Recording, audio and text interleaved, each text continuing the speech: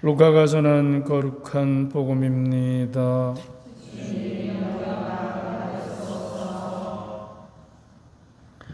예수님께서는 회당을 떠나 시몬의 집으로 가셨다. 그때 시몬의 장모가 심한 열에 시달리고 있어서 사람들이 그를 위해 예수님께 청하였다. 예수님께서 그 부인에게 가까이 가시어 열을 꾸짖으시니 열이 가셨다. 그러자 부인은 즉시 일어나 그들의 시중을 들었다. 해질 무렵에 사람들이 갖가지 질병을 앓는 이들을 있는 대로 모두 예수님께 데리고 왔다. 예수님께서는 한 사람 한 사람에게 손을 얹으시어 그들을 고쳐 주셨다. 마귀들은 많은 사람에게서 나가며 당신은 하느님의 아드님이십니다 하고 소리질렀다. 그러나 예수님께서는 꾸짖으시며 그들이 말하는 것을 용납하지 않으셨다. 당신이 그리스도임을 그들이 알고 있었기 때문이다. 날이 새자 예수님께서는 밖으로 나가시어 외딴 곳으로 가셨다. 군중은 예수님을 찾아다니다가 그분께서 계시는 곳까지 가서 자기들을 떠나지 말아 주십사 하고 붙들었다. 그러나 예수님께서는 그들에게 말씀하셨다. 나는 하느님 나라의 기쁜 소식을 다른 고을에도 전해야 한다. 사실 나는 그 일을 하도록 파견된 것이다. 그러고 나서 예수님께서는 유다의 여러 회당에서 복음을 선포하셨다. 주님의 말씀입니다.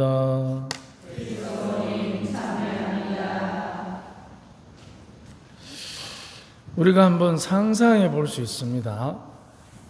베드로의 장모 같으면 분명히 부인도 있고 또 그에 따른 자녀도 있을 수 있지 않습니까? 그런데 사위가 가정을 안 돌보고 예수님 따라 미쳐 돌아다니면은 장모가 열 받겠습니까? 안 받겠습니까? 여러분이 베드로 장모면 어떻겠어요? 여러분 사위가 가정을 안 돌보고 그 예수님 따라서 제자들하고 돌아다니면 어떻겠습니까? 저 언제 죽을지도 모르는데 열 받겠어요? 안 받겠어요? 그러니까 열을 내리게 해야 되는 거예요. 그래서 여기서 우리가 한 가지 그리고 예수님께서 한 사람 한 사람 손을 얹으셨다. 그리고 마귀들이 나가면서 예수님의 정체를 밝히고 떠나는 거죠. 그렇다면 치유가 이제 우리가 한번 생각해 봐야 됩니다. 그러면 치유라는 것은 어느 특정한 사람들에게만 일어나는 것인가? 그렇지 않습니다. 우리가 왜냐하면 치유에는 단계가 있습니다. 그냥 우리가 치유라고 하면 안 되고, 첫째는 뭐냐면 육체적인 외상이 있을 때, 육체적인 쏙병도 속하겠죠. 외상이 있는 것. 그래서 그거는 치료를 해야 됩니다. 물리적 치료, 약과 의술을 동원해서. 그리고 그 다음에 두 번째는 내상, 마상이라고 그러죠. 마음의 상처, 그거는 위로를 받아야 됩니다. 치료, 위로. 그 다음에 우리들의 영적인, 우리 영혼의 악영향, 죄를 짓고 난 뒤에 한 번의 죄를 지으면 그 양심의 가책을 넘어서서 10번의 죄를 지을 수 있는 내공이 생깁니다. 악하지만. 그럼 반대도 있다는 거지. 한 번의 사랑을 실천하면 10번의 사랑을 실천할 내공이 생깁니다. 그래서 사랑과 관계에서는 내공이라 하고, 악과 관계에서는 상처라고 하는 것입니다. 마음에 악한 영향이 늘어나는 거죠. 이것은 뭐냐? 용서를 받아야 됩니다. 그래서 치유의 단계가 바로 치료, 물리적인 치료, 심리적 위로, 영적 사죄, 이 단계를 거쳐야 됩니다. 그래서 그 치유라는 것은 굉장히 우리에게 중요한 하느님의 선물입니다. 여러분 같이 원고를 보시면 치유는 모두에게 필요한 축복의 표시입니다. 하나님께서 우리에게 주시는 치유의 축복은 모든 이에게 내립니다. 왜 나는 내 병이 안 낫지? 이래 의심할 수 있습니다. 그것은 지금의 의술로는 외상을 해결할 수 없기 때문에 그런 것입니다. 치유를 단순히 물리적인 치료에만 비중을 두기보다는 모든 것을 받아들이는 행복에 찬 결단으로 이해하면 좋겠습니다. 만약에 아픈 사람이 이대로 죽어도 좋다는 행복에 찬 결단이 선다면 행복하겠습니까? 불행하겠습니까? 이 불행을 불행으로 보는 게 아니고 행복으로 자기가 바꿀 수 있는 것입니다. 그게 가능합니까? 이래 나올 거예요. 가능합니다. 우리 주변에 그렇게 해서 죽어도 좋다라는, 이대로 죽어도 좋다라는 마음의 결단, 영혼의 결단이 딱 서면 그때부터 상황은 달라집니다. 물론 우리 환우들이 계십니다만은 힘든 결단이겠지만, 그러나 그 힘듦을 넘어서는 것이 바로 믿음의 힘입니다. 만약 우리 안에 영원한 생명에 대한 희망이 없다면 우리가 이렇게 이 시간에 여기서 미사 봉헌하는 것보다 등산 가는 게 훨씬 우리에게는 행복합니다. 이 시간에 여기 있는 것보다 신세계 가 있는 게 훨씬 더 신세계를 체험합니다. 그렇기 때문에 죽어도 좋다라는 이 결단, 이게 우리를 얼마나 행복하게 하는지 모릅니다. 이보다 더 확실한 치유가 있겠습니까? 쉽지는 않습니다. 하지만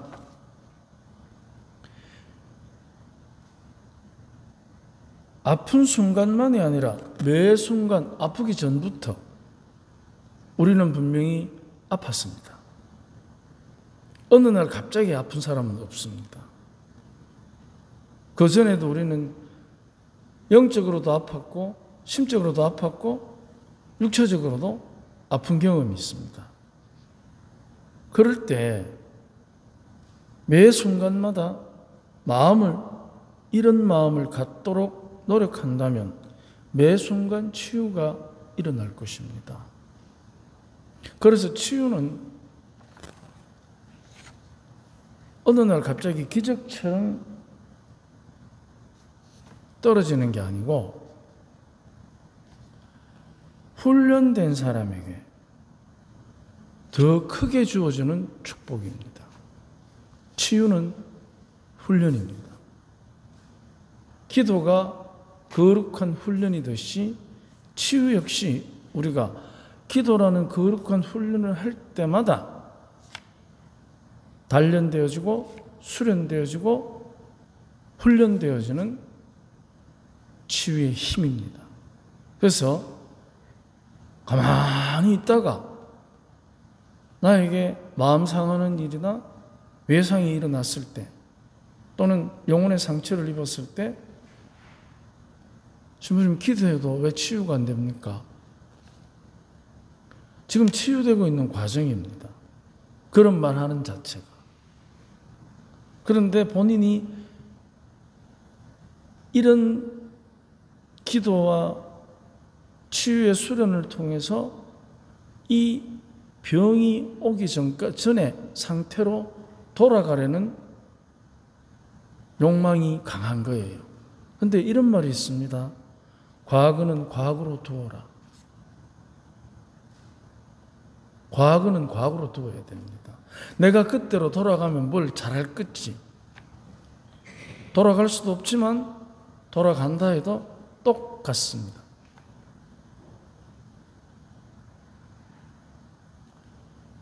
(30대) 때 저지른 잘못이 60대 때 깨달아서 60에 몸으로 30으로 돌아가면 좋겠다. 나이는 30인데 몸은 환갑이면 좋겠다. 그래 가서 무슨 일을 한단 말입니까? 30대는 30대 맞는 잘못을 저지를 수도 있는 것이지. 그래서 과거는 과거로 두는다는 말이 있습니다.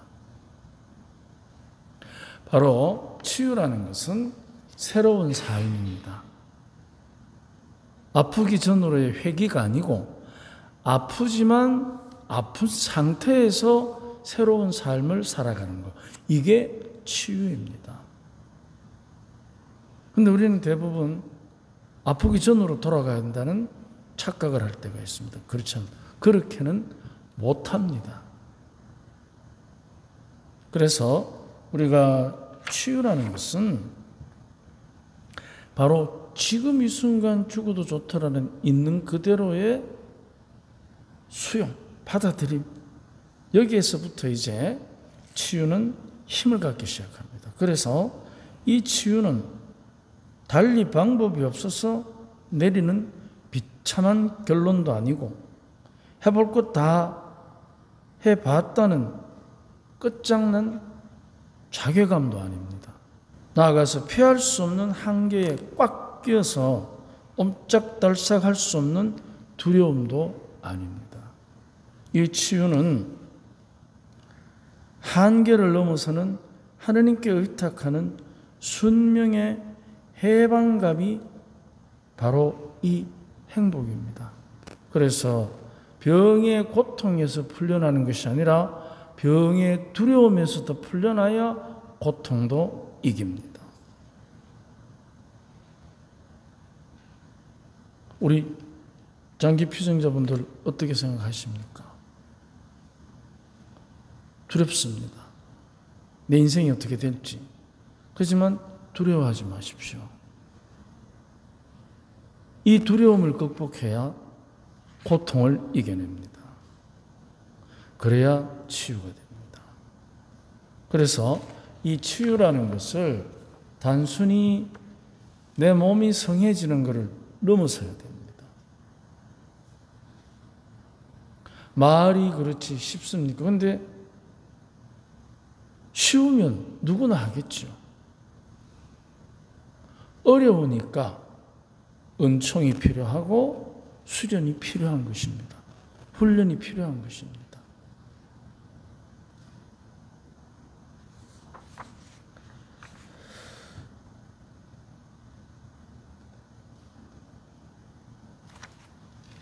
우리가 치유를 이야기할 때 가장 중요한 것 중에 하나가 있는 그대로를 받아들이는 깨달음입니다.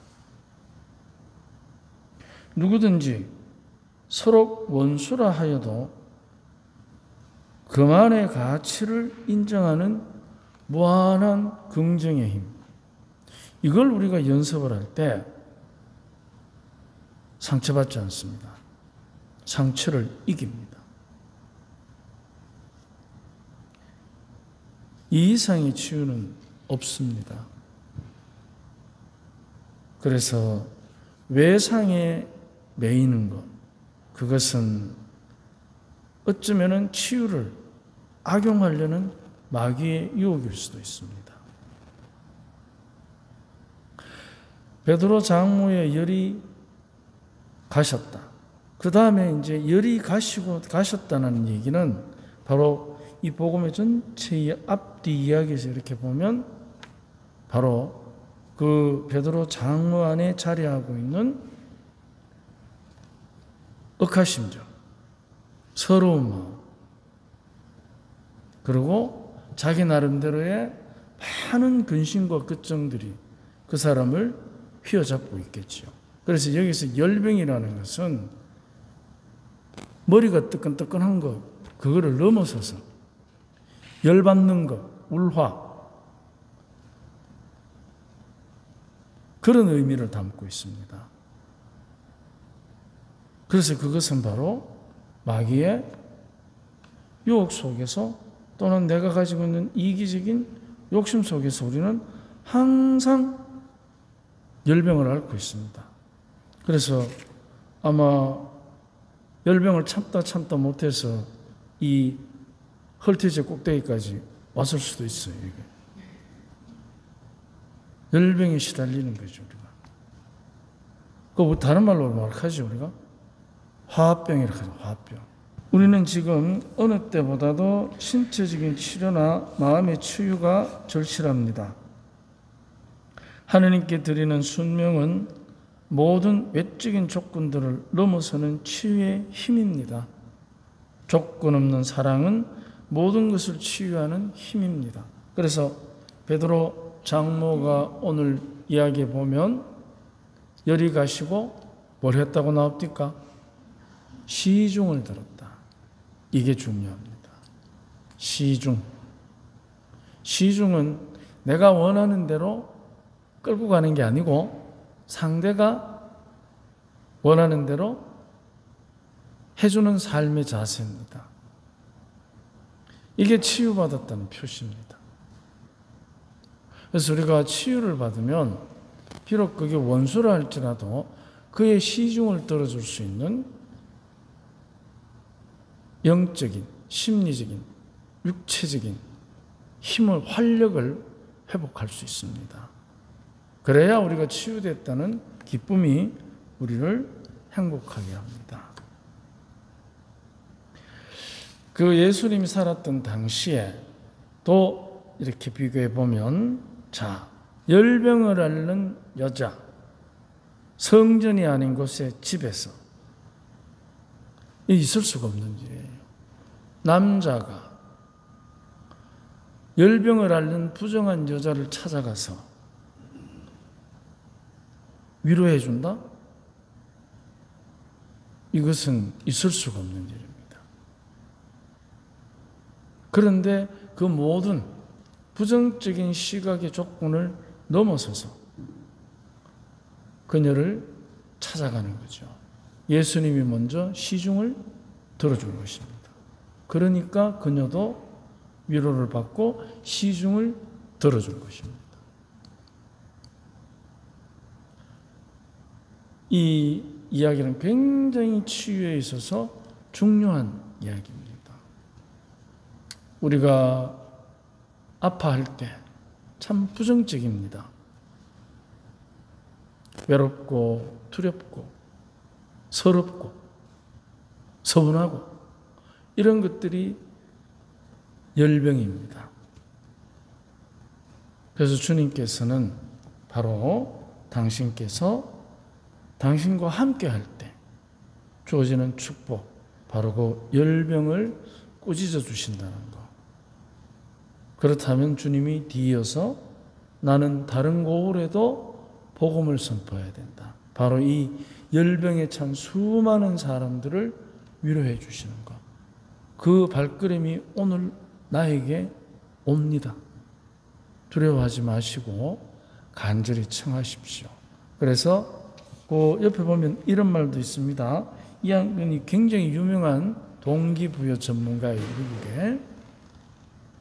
그래서 제가 한마디를 보탰어요. 치유받고 싶다면 한 번도 해보지 않은 일을 성취하기 위해서는, 한 번도 경험해보지 못한 일을 성취하기 위해서는 한 번도 되어본 적 없는 사람이 되어야 한다. 오늘 우리에게 찾아오시는 주님께 지금까지 한 번도 해본 적 없는 간절한 순명을 드립시다. 아멘.